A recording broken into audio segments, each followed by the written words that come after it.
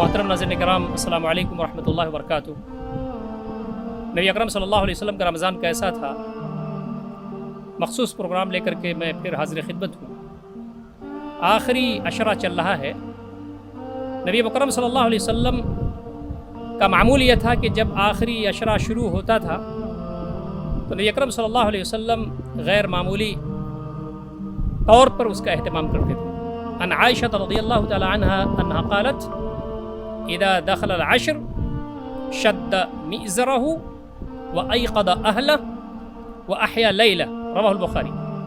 حضرت عائشہ رضی اللہ تعالی عنہ فرماتی ہیں کہ نبی اکرم صلی اللہ علیہ وسلم جب آخری عشرہ آتا تھا تو آپ کمر کس لیتے تھے، اپنے گھر والوں کو بیدار رکھتے تھے اور پوری رات زندگی کی رات گزارتے تھے، کہ مطلب پوری رات عبادات میں آپ بسر فرماتے تھے۔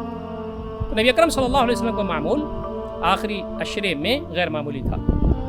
نبی اکرم صلی اللہ علیہ وسلم کے بارے میں حدیث شریف میں آتا ہے کان یجتہد فی العشر الاواخر ما لا یجتہد فی غیرہ۔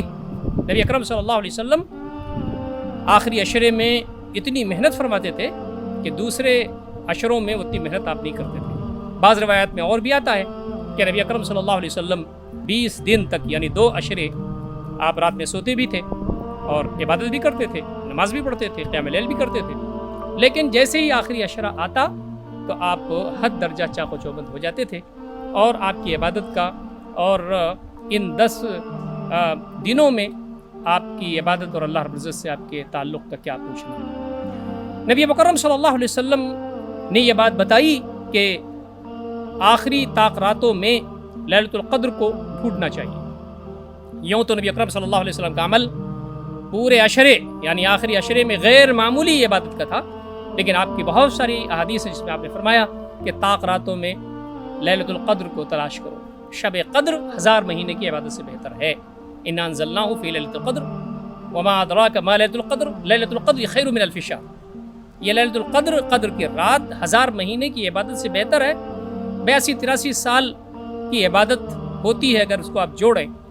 عظیم الشان اللہ رب العزت کی طرف سے انعام، تو اسی لیے فرمایا کہ قیام لیل کیا جائے۔ رمضان میں آخری عشرے میں لیلۃ القدر اگر ملے تو لیلۃ القدر کی تلاش کرنے کے لیے کیا کرنا چاہیے؟ ایک چیز تو یہ ہے کہ قیام لیل کرنا چاہیے۔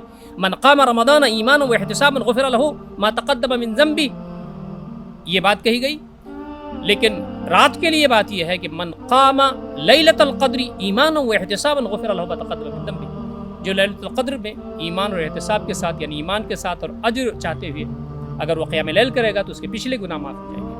حضرت عائشہ رضی اللہ تعالیٰ عنہ فرماتی ہیں کہ ایک بات تو نبی اکرم صلی اللہ علیہ وسلم کی زندگی سے یہ ہمیں ملتی ہے کہ شب قدر میں قیام کیا جائے، دوسری بات یہ ملتی ہے کہ ذکر و اذکار کیا جائے، اللہ تعالیٰ کو یاد کیا جائے، تسبیح ہو، تحلیل ہو، تکبیر ہو، تحمید ہو۔ تیسری بات جو ملتی ہے وہ ہے دعا۔ دعا کا مطلب یہ ہے کہ کثرت سے اللہ رب العزت کی بارگاہ میں دعا کیا جائے، اور دعا کا مطلب یہ ہے کہ حضرت عائشہ رضی اللہ تعالیٰ نے فرمایا کہ میں نے نبی اکرم صلی اللہ علیہ وسلم سے پوچھا کہ اگر مجھے محسوس ہو کہ لیلۃ القدر یہ ہے اور مجھے دعا کرنی چاہیے تو میں کیا دعا کروں؟ تو نبی اکرم صلی اللہ علیہ وسلم فرمایا آپ یہ دعا کرتے رہیے، اللہم انک عفو تحب العفو فاعف عنی۔ بار الہ آپ سراپا معاف فرمانے والے ہیں، معافی کو پسند فرماتے ہیں، مجھے معاف فرما دیجیے۔ تو نبی اکرم صلی اللہ علیہ وسلم کا جو عمل تھا آخری عشرے میں غیر معمولی تھا۔ نبی اکرم صلی اللہ علیہ وسلم پورے 10 رات اور 10 دن یجتہد فیہا ما لا یجتہد فی غیرہ، کہ اس میں آپ اتنا زیادہ محنت کرتے تھے جو اور راتوں میں آپ نہیں کرتے تھے۔ تو ہم تمام کو نبی اکرم صلی اللہ علیہ وسلم کی تعلیمات پر غور کرنا چاہیے اور ہماری زندگی نبی اکرم صلی اللہ علیہ وسلم کی اتباع میں گزرے۔ اللہ تعالی ہم تمام کو اس کی توفیق عنایت فرمائے۔ اقول قولی ھذا استغفر اللہ لی ولکم اجمعین واستغفرون الغفور الرحیم وآخر دعوانا الحمد للہ رب العالمین والسلام علیکم ورحمۃ اللہ وبرکاتہ۔